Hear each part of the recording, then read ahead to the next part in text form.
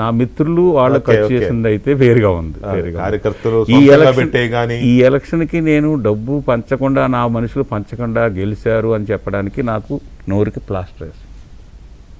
Good, మీ నిజాయితీ ఒప్పుకున్నాను. ఎందుకంటే నేను ఇక్కడ కూర్చుని మల్లారి కృష్ణారావు అనే వ్యక్తి ప్రజలకి డబ్బులు ఇవ్వకుండా లేకపోతే డబ్బులు ఖర్చు పెట్టకుండా గెలిచేసాడని బ్లేటెంట్ గా సర్టిఫై చేస్తున్నానా అని ఎక్కడో గిల్ట్ ఉంది నాకు. బట్ మీరు చాలా నిజాయితీగా చెప్పారు.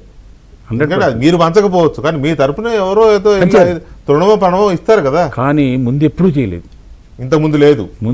ఇంతకు ముందు నా పేరుని ఎవరన్నా కానీ డబ్బు పంచినా మందు పంచినా దయచేసి మీలాంటి ఆ పనికిమాలిన ఓటు నాకు వేయొద్దు అని చెప్పేసి నేను ఎలక్షన్లో ముందు మీడియాల ద్వారాగా చెప్పిన వ్యక్తిని. ఈ ఎలక్షన్లో మాట రాలేదు, నా మాట మోగపోయింది. ఎందుకు ఈసారి ప్రజలు మారారు. ఎక్కువ మంది ప్రజలు పని కావాలనుకుంటున్నారు, డబ్బు కావాలనుకుంటున్నారు, అన్నీ కావాలనుకుంటున్నారు. అవతల వాడు జిమ్ముకుంటూ వెళ్ళిపోతుంటే, కోట్లాది రూపాయలు జిమ్ముకుంటూ వెళ్ళిపోతుంటే, ఎలక్షన్కి 4 రోజులు ముందు నా మనుషులు, నా కార్యకర్తలు, నా లీడర్స్ కళ్ళీళ్ళు పెట్టుకుని మేము చేస్తాం, మీరు ఈ ఎలక్షన్లో కనీసం వాళ్ళ రూపాయి ఖర్చు పెడితే మేము 10 రూపాయలు మేము ఖర్చు పెడతాం, దాన్ని మీరు ఇస్తారో లేదు చేస్తారో అది తర్వాత మాట అని చెప్పేసి అంటే స్వచ్ఛందంగా మేమైనా ఇస్తాం, మీరు వాళ్ళతోటే యథార్థంగా, అది యథార్థంగా చెప్తున్నాను, ఇది యథార్థం.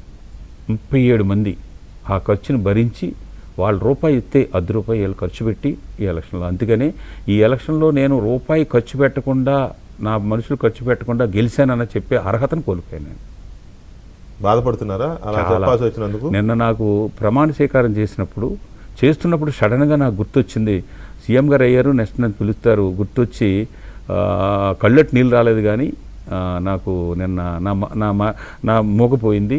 అక్కడ ఒక లాస్ట్లో తడబడ్డాను కూడా, మైండ్లోకి అది వచ్చి తడబడ్డాను కూడా. అందరూ ఒక తెలుగోడు 4వ సారి చేస్తున్నాడు, మిగతా వాళ్ళు అందరిని వదిలేసి ఆఫ్ చేసి ఇతనికి చేస్తున్నాడని గర్వంగా అనుకుంటున్నారు. కానీ నేను మనస్సాక్షి ఒప్పుకోలేదు. మొత్తానికి మీరు కూడా జనజీవన స్రవంతిలో కలవాల్సి వచ్చింది కంపల్సరీ. రాబోయే రోజుల్లో జనం అలాంటి జనం కాబట్టి ఆ స్రవంతిలో కలవాల్సి వచ్చింది. జనం అందరినీ మనం అనలేం కానీ మెజారిటీ పీపుల్ ఆ విధంగానే ఉన్నది. ఆ ప్రజలు లైన్లో కన్నా మనం వెళ్ళిపోవాలి, లేదన్నా మనమన్నా మారాలి, లేదంటే దూరంగా అన్నా వెళ్ళిపోవాలి. ఇది ఈరోజు వరకు నా 36 సంవత్సరాలు పూర్తయింది, 37వ సంవత్సరం నడుస్తుంది రాజకీయ జీవితం. 36 సంవత్సరాలు 6 నెలలు అయింది. నా జీవితంలో ఇప్పుడు వరకు నా పర్సనల్గా ₹1 కాంట్రాక్ట్ దగ్గర నుంచి కానీ, ఎవరి దగ్గర నుంచి ఒక అవినీతి డబ్బు కానీ ₹1 నా గుమ్మంలో కూడా చేరనవ్వలేదు. నా ఆస్తి, సంపాదించిన ఆస్తి అంతా వెళ్ళిపోయింది. దాని మీద ఇంకొంచెం డీప్గా మాట్లాడదాం. ఎందుకంటే నేను ఎలాగైతే డబ్బులు ఖర్చు పెట్టకుండా మల్లారి కృష్ణారావు ఎలక్షన్ చేశారు అనే దాన్ని నేను నిక్కచ్చిగా చెప్పలేను, ఎందుకంటే నేను అక్కడ ఉండి చూడలేదు. పైగా ఇప్పుడున్న రాజకీయాల్లో అది సాధ్యం కాదు కాబట్టి చెప్పలేను అన్నారు. ఇప్పుడు ఆయన నోటితో ఆయన